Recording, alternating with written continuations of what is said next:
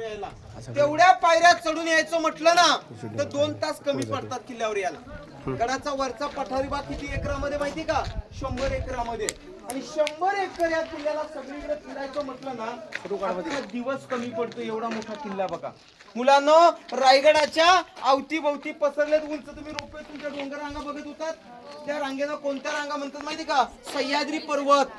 आणि त्यातली कुठलीही सह्याद्रीची पर्वत रांग या रायगडाच्या कड्याला जॉईंट व जोडलेली नाहीये. हा जो किल्ला आहे ना स्वतंत्र किल्ला आहे. या गडाचं म्हणजेच या किल्ल्याचं पहिलं जुनं नाव होतं रायरीचा किल्ला. काय नाव होतं याचं? रायरी जुनं नाव होतं. या गडाला पहिलं नाव रायरी होतं. शिवाजी महाराजांनी हा किल्ला 1656 साली जावळीचे चंद्रराव मोरे यांच्याकडनं जिंकून घेतला आणि मग त्याने या ठिकाणी किल्ला बांधला. अगोदर किल्ला नव्हता. किल्ला बांधायला इथे 14 वर्ष लागली. 350 इमारती बांधल्या. गडावर 84 पाण्याची टाकी बांधली.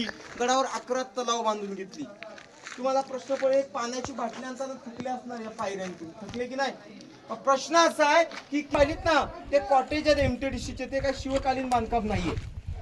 एक तुम्हाला सांगतो मुलांनो, पुस्तकातून आपण इतिहास शिवाजी महाराजांच्या राणीचं महाल म्हणतात. शिवाजी राजांना राण्या किती होत्या माहितीत का तुम्हाला? 8 राण्या होत्या.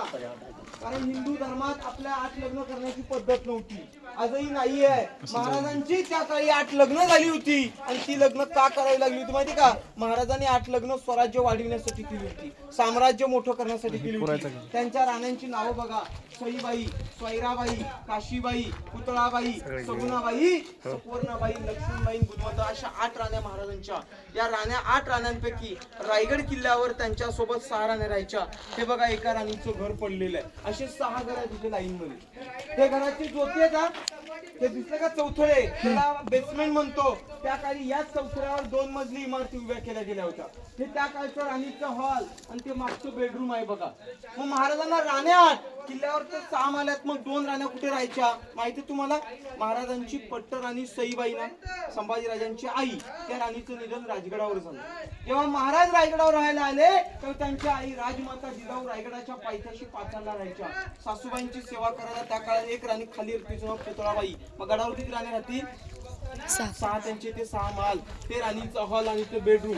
ही घरं त्या काळात 2 मजली उंच होती. इमारतीवरती पूर्वी असं उतरतं सागाचं लाकूड आणि मातीची कौलं होती. हे सगळं गेलं कुठे? तर 18व्या शतकामध्ये रायगडावर इंग्रजांनी तोफेचा मारा करून रायगड पूर्ण जाळून टाकला. हा किल्ला 18व्या शतकामध्ये 11 दिवस जळत होता बघा. जे लाकडी आणि ते मातीचं होतं सगळं त्यांनी जमीनदोस्त केलं. हे राणीचं महाल आहे. प्रत्येक महालाला मागे शौचालय बांधले. तो दरवाजा दिसतो का तुम्हाला? तिथून बाहेर गेलं का दगडाचे टॉयलेटची भांडी आहेत तिथे. लोक म्हणतात की इंडियन टॉयलेटचा शोध इंग्रजांनी लावला. मुळीच चुकीचं आहे. कारण त्यांनी ते मॉडिफाय केलं आपल्याला विकलंय. महाराजांच्या काळचे टॉयलेट तिथे आजही बघायला मिळतील तुम्हाला. तुम्ही ते टॉयलेट बघून या, दगडी टॉयलेट कसे आहेत ते. मग आपण दुसऱ्या महालात बाहेर जाऊया. या बघून या. गडबड करू नका, रांगेत जावा. सोबत या. काही विसरू नका रे.